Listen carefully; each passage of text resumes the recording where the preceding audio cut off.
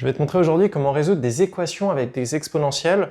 Donc c'est quelque chose d'assez commun et qu'il faut réussir à faire. C'est pas du tout compliqué une fois que tu as vu un peu les petites astuces de base que je vais te montrer aujourd'hui.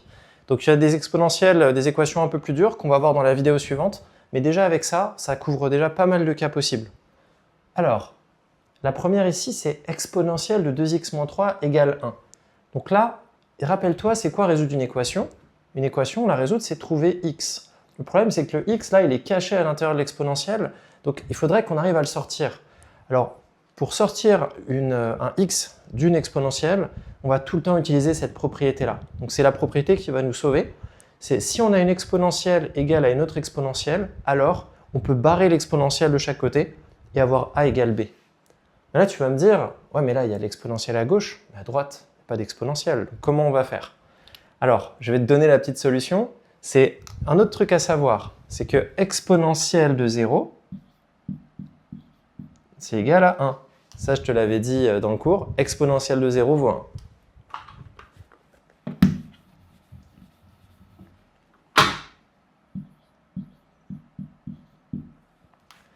Donc à chaque fois que tu vois écrire un 1 dans une équation avec des exponentielles, dis-toi que potentiellement, c'est un exponentiel de 0 qui est caché. Voilà, c'est juste pour faire peur aux élèves et qui ne voient pas par où commencer. J'aurais pu mettre exponentielle de 0, ça aurait été plus sympa. Alors, exponentielle de 2x-3 égale exponentielle de 0. Et là, ça change tout parce que là, on a une exponentielle d'une expression égale une exponentielle d'une expression. On va pouvoir supprimer les exponentielles de chaque côté et on peut dire que donc 2x moins 3 égale 0. Et là, c'est mieux quand même, parce que là, on se retrouve dans une petite équation comme on avait au collège. Donc 2x égale 3, x égale 3 demi. Voilà, parfait. On passe à la suivante ou pas? Alors, n'oublie pas, résoudre une équation. Qu'est-ce qu'il faut toujours faire à la dernière ligne pour ne pas perdre ton demi-point? S égale. Toujours, tu dois mettre ta solution avec S égale entre accolades. Si tu oublies de le faire, ton prof t'enlève un demi-point. Donc voilà, tu es averti, donc toujours pense-y quand tu as des équations. La deuxième, on a exponentielle de 5x égale 0. Alors là, tu vas me dire, bah, c'est l'exponentielle de combien qui vaut 0? Parce que exponentielle de 0, ça vaut 1, mais exponentielle de 0, ça vaut pas 0. Donc, comment on peut faire? Et là, il faut que tu penses à un truc. C'est quand je t'ai montré l'exponentielle, à quoi elle ressemblait. Tu te rappelles? Ça, c'est la fonction exponentielle. Bon, j'ai fait un petit schéma, mais normalement, tu devrais voir. Quand est-ce que cette fonction, elle vaut 0? Tu vas me dire en moins l'infini. Mais moins l'infini, ce n'est pas une vraie valeur. En fait, une fonction exponentielle, elle est toujours légèrement positive. Tout le temps. Elle est strictement positive. Et du coup, bah, l'exponentielle de quelque chose égale 0. Est-ce que c'est possible? Non, c'est impossible. Une exponentielle ne peut jamais être négative ou nulle. Donc, celle-là, cette équation, c'était un piège. Voilà, un petit piège pour la route. Donc, c'était pas possible de la résoudre. Donc là, ce que tu peux écrire pour la 2, c'est quel que soit x appartenant à R, exponentielle, d'ailleurs on peut même changer, on ne va pas écrire x.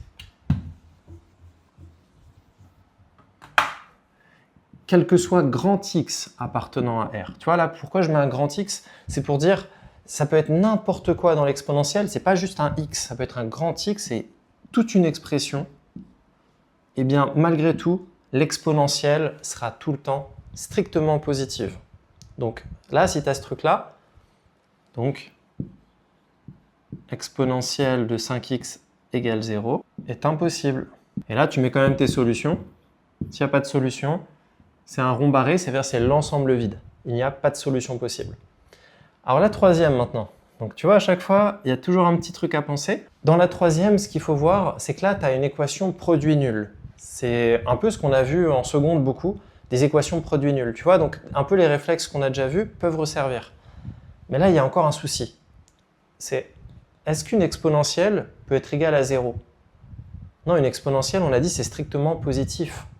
Donc là, ce qu'on peut écrire directement, ça équivaut à dire que 3x moins 5 égale 0. Parce que pour que ça s'annule, il n'y a que ça qui peut devenir nul. Lui, il est tout le temps positif, donc c'est comme si c'était une constante, c'est comme si c'était 2, tu vois, par exemple. Donc, pour que le tout s'annule, c'est forcément que c'est lui qui s'annule. Et donc l'exponentielle, en fait, elle sert strictement à rien. Et ça, tu vas l'utiliser énormément souvent quand tu vas faire des dérivés et que tu vas étudier le signe de ta dérivée pour étudier les variations des fonctions. Tu vas faire très souvent ça. En fait, tu auras une exponentielle en facteur, elle sera tout le temps positive. Donc finalement, tu vas étudier, tu vas regarder uniquement quand est-ce que 3x moins 5 s'annule. Donc c'est quand 3x égale 5, quand x égale 5 tiers. Tu vois, donc quand x vaut 5 tiers, cette parenthèse s'annule, le tout s'annule. Par contre, pour l'exponentiel, il n'y a aucune valeur telle que ça va s'annuler, parce que c'est tout le temps strictement positif. Et là, tu n'oublies pas hein, le petit s, 5 tiers. Voilà, donc tu vois, mine de rien, c'était des petites équations qui ne payaient pas de mine, mais à chaque fois, il y avait une petite astuce. Donc tous les 1, c'est potentiellement un exponentiel de 0 caché. Une exponentielle qui est directement égale à un 0, c'est impossible. Et quand tu as une équation de produit nul avec une exponentielle et une parenthèse, bah, l'exponentielle ne sert à rien, donc tu vas résoudre uniquement la parenthèse. Voilà, j'espère que c'est clair. Allez, abonne-toi et on se retrouve dans la prochaine vidéo.